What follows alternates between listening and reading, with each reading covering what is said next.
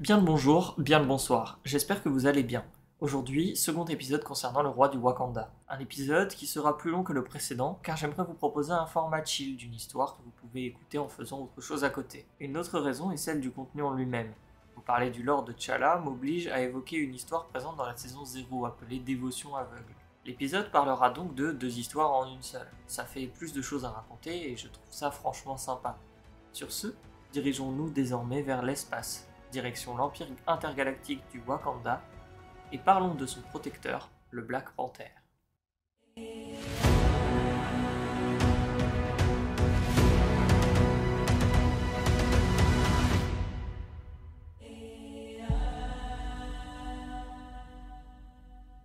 Tremble before Bast! Le Wakanda, une nation mythique de l'univers Marvel. Pays isolé du monde aux avancées technologiques révolutionnaires, né d'une météorite de vibranium s'étant, il y a très longtemps, écrasé sur Terre. Mais ce Wakanda est différent. Il vient d'un futur possible. Un futur dans lequel sa nation, menée par son roi, a migré vers l'espace. Et grâce à sa puissance et son charisme, est passé d'un simple pays à un empire, composé de plusieurs planètes. Mais cet empire a été emmené en 2024, lorsque le docteur Fatalis a provoqué l'enchevêtrement temporel. Nous retrouvons alors le roi T'Challa, pensif, admirant d'un côté la beauté de ce qu'il a construit, tourmenté par la situation actuelle de son empire. Le roi du Wakanda avait été approché par celui de la Latverie, espérant y trouver un allié, mais T'Challa a refusé d'impliquer sa nation dans la guerre entre les deux Fatalis.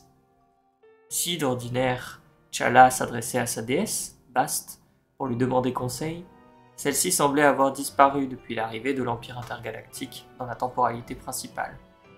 Malgré de nombreux appels auprès d'autres dieux du même panthéon, les Orishas, aucun ne daignait lui répondre, excepté Kliluna, sœur de Bast, et pas une déesse très appréciée du peuple wakandais. Connue pour plus de défauts que de qualités, celle-ci avait cependant repéré une noirceur qui avait corrompu le panthéon. Et elle tentait de prévenir le roi, qui ne lui fit tout naturellement pas confiance, mais qui avait le mérite d'expliquer l'absence de réponse de ces derniers.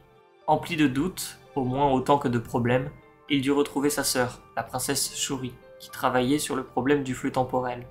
Après un échange de politesse, un léger débat est mis, ou plutôt remis sur la table. Si T'Challa est la figure de proue de la tradition et des croyances du Wakanda, Shuri est celle du développement technologique et scientifique. Il trouve que son frère prend trop de temps à attendre les réponses des dieux pour être guidé. Un avis que ne partage pas son aîné. Plus encore, Shuri semble avoir besoin de l'accord de celui-ci pour partager les réserves de chrono-vibranium du Wakanda.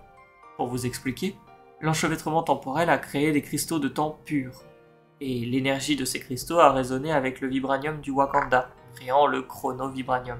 Un élément qui, selon Shuri, permettra d'aboutir à la création d'une machine permettant de réparer le flux temporel. C'est un peu compliqué, mais je synthétise. Cependant, l'avatar de Bast est catégorique sur le partage des ressources. Il en est hors de question.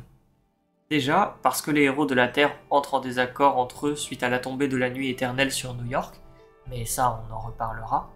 Et ensuite, car selon lui, une menace plus grande plane sur l'Empire, mais il refuse de partager des détails pour éviter la panique et estime devoir mener ce combat seul. Si la conversation avait plus des airs de dispute, le roi et frère se montraient d'un coup plus clément, justifiant son refus par le manque de connaissances sur le chrono-vibranium, qui ne garantissait pas la sécurité de son partage. Et il permet également à Shuri de continuer ses recherches et de les partager. Après cette conversation, Shuri se mit en tête de continuer, mais également de chercher à guérir les Orishas de ses ténèbres, moyennant la prise de contact avec les gardiens de la galaxie. Pour le moment, difficile de savoir si T'Challa est au courant de cette décision. Une fois parti, le roi réussit à prendre contact avec la déesse, qui lui répond finalement avec un écho de ténèbres. Les cieux s'assombrirent et le Black Panther allait bientôt découvrir l'état de la divine protectrice féline du Wakanda. En effet, même si on ne sait pas si ça se passe avant ou après et avec combien de temps de différence, mais on retrouve T'Challa dans la salle de Jalia. Il se bande les yeux et entre en état de méditation. Son esprit atteint le plan astral, où résident les esprits des précédents Black Panther, et celui de Bast. Celle-ci est d'ailleurs visible, mais son visage rassurant est couvert de ténèbres. La déesse fait promettre à son avatar de toujours se battre en son nom, mais ce n'est pas elle qui parle, c'est la corruption. La gentillesse et la droiture naturelle de celle-ci avaient laissé place à une personnalité dure, inflexible et agressive. Avant d'être corrompu à son tour, le roi coupa le contact, avant de jurer qu'il trouverait un moyen de sauver sa divinité. Plus tard, le roi du Wakanda prit la décision de rencontrer Reed Richards, le leader des 4 Fantastiques, dans le but de lui donner l'herbe-cœur, ou plutôt une herbe-cœur, une plante spécifique au Wakanda qui, par ailleurs, lui octroie ses pouvoirs. Les Wakandais auraient, en effet, découvert que cette herbe avait le pouvoir de contrer l'infection vampirique, dont l'origine est Dracula.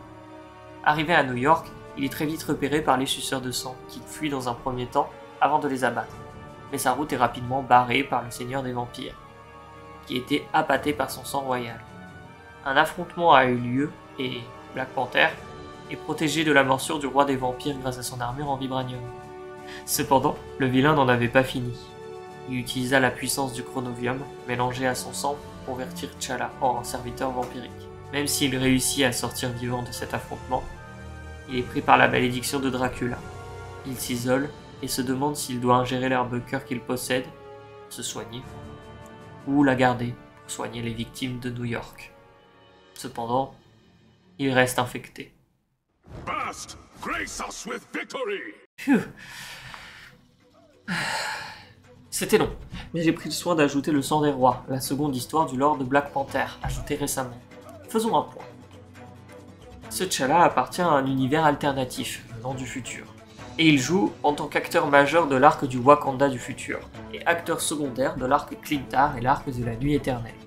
C'est d'ailleurs certainement lui que nous pouvons voir ici, dans l'image liée à la nouvelle équipe de Moon Knight. Pour le coup, T'Challa semble surtout ne pas agir contre la corruption de Bast, contrairement à Shuri qui, elle, a engagé les gardiens de la galaxie pour retrouver la trace de la corruption. Black Panther, quant à lui, est beaucoup plus passif face à la situation, et finit par se faire corrompre par Dracula. Une référence aux comics avec l'arc Blood Hunt, qui a très certainement inspiré les équipes de NetEase pour l'arc de la Nuit éternelle. Dans les comics, T'Challa fait partie des héros qui sont corrompus dès le début par les vampires, et une grosse partie de l'arc tourne autour de sa guérison. Rien de surprenant donc à le voir se faire avoir ici. Concernant les théories, difficile de dire ce qui va advenir du roi du Wakanda.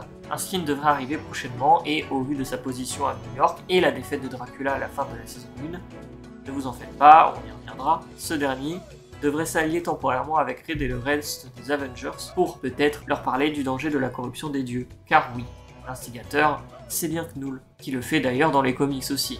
Mais ça, depuis la vidéo sur Adam, vous le savez très certainement. Bref, qu'avez-vous pensé du lore de T'Challa? Le jouez-vous sur Marvel Rivals et avez-vous des théories à partager? Dans l'attente de ces réponses, je vous préviens qu'une vidéo sur le lore de la saison 1 est en préparation. Merci d'être resté jusqu'au bout et n'oubliez pas que la sacro-sainte impératrice vous protège.